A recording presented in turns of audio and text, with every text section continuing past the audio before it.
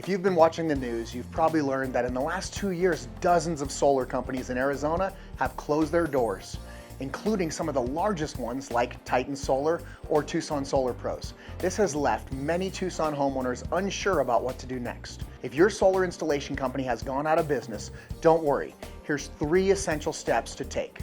First, gather all your documentation. This includes your original contract, warranties, and maintenance records. Having these on hand will make it easier to get help from another provider.